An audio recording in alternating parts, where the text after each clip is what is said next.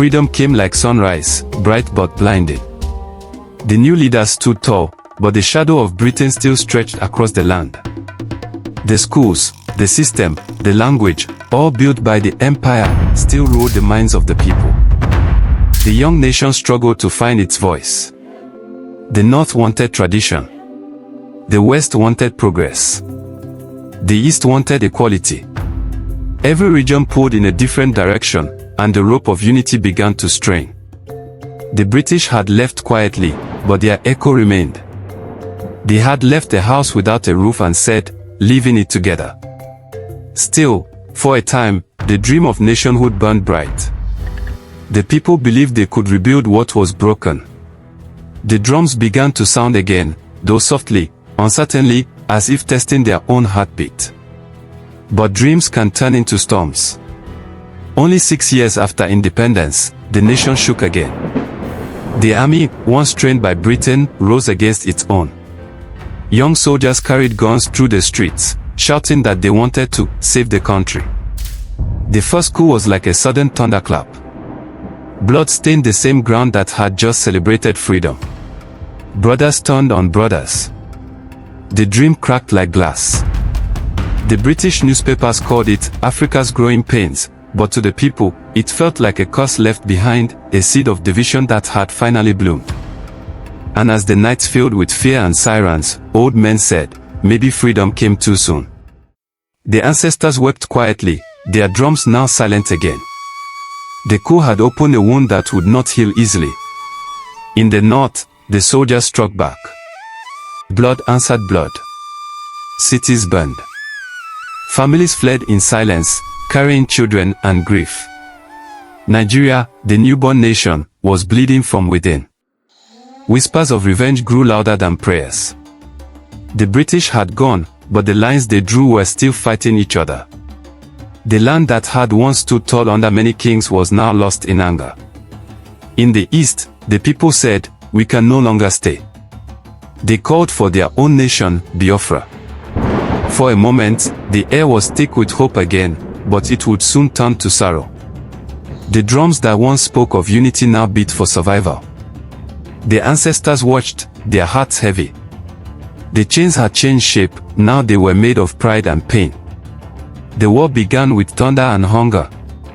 From 1967 to 1970, the land shook with sorrow. Bombs fell on markets. Children cried in empty villages.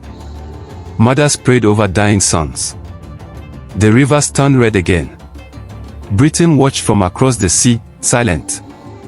The same land that once ruled Nigeria now sold weapons to both sides. They called it diplomacy.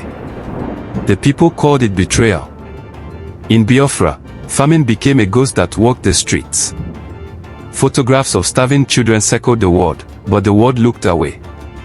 When the guns finally stopped, there was no victor, only survivors. The war ended, but the silence that followed was heavier than the fighting. Nigeria was whole again, but cracked inside. And once more, the land whispered, "Was this the freedom we fought for?" After the war, the rulers promised peace. No victor, no vanquished, they said. Roads were rebuilt, schools reopened, flags raised again. But behind the smiles, there was fear that the ghost of war might return. The British had left a system of power that fed a few and starved the rest. The people worked hard, but the wealth flowed upward, to oil wells, to foreign banks, to those who sat in offices built by colonial hands. Oil became the new palm oil, a new chain wrapped in shine. The land gave riches, but its children remained poor. In the cities, smoke rose from refineries. In the villages, hunger returned. The same story, told in new clothes. And somewhere deep in the forest, an old drum began to beat softly, a reminder that the people who forget their past are doomed to repeat it.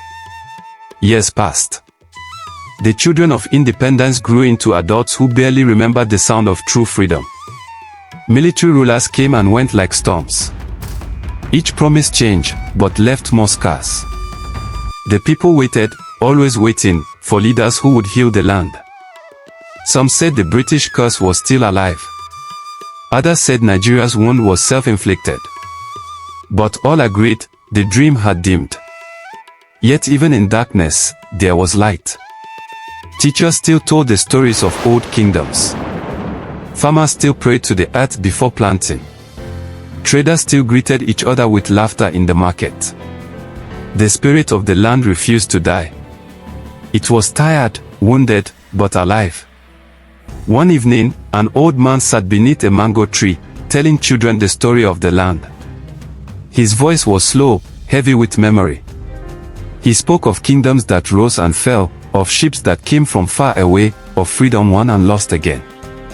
The children listened, eyes wide. "Why did the British come?" one asked. The old man smiled sadly. "Because we were rich," he said, "and they were hungry." "Will they ever come back?" another asked. "They never truly left," the man whispered.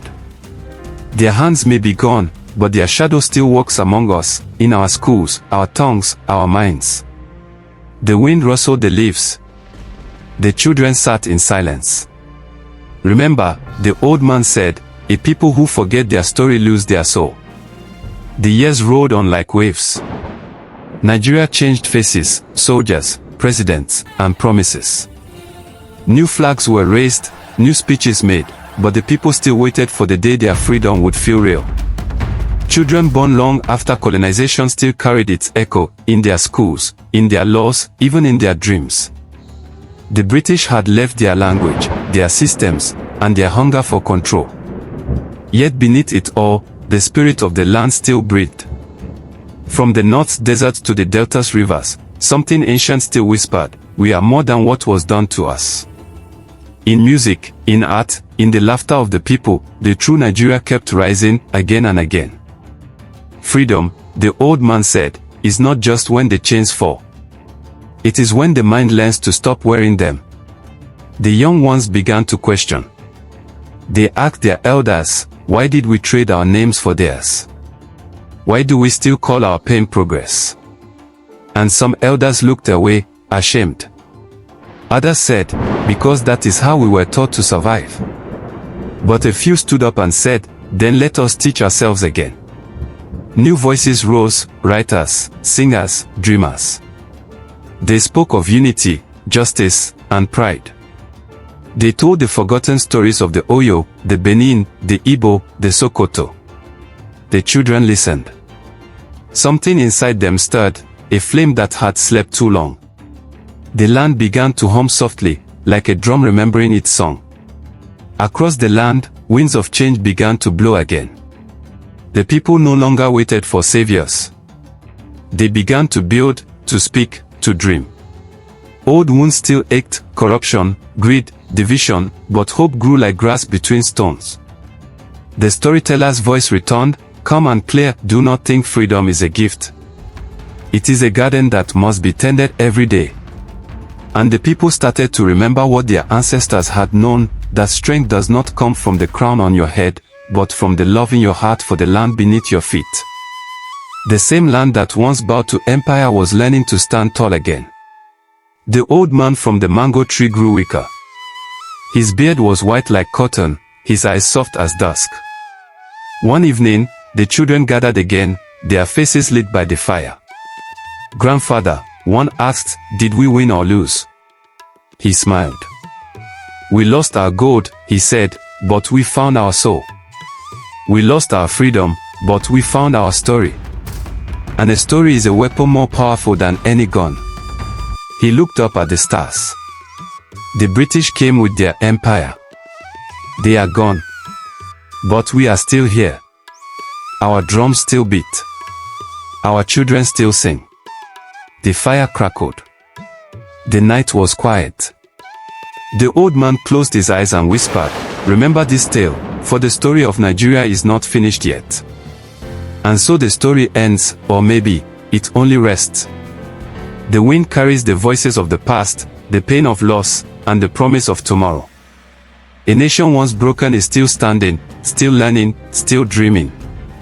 The land that saw chains and wars now raises new generations who would choose differently, if they remember. Because every empire fades, but the spirit of a people endures. The narrator's voice softens. The story you have just heard is a beautiful African tale I heard long ago. I'm telling you to wake your minds to the truth, that no chain is stronger than the will to be free. If you were the protagonist, if you were this land, what would you do? I want to know your opinion, because every story is like a candle that can light the path for someone else. The fire fades. The drums echo once and the night whispers, remember who you are.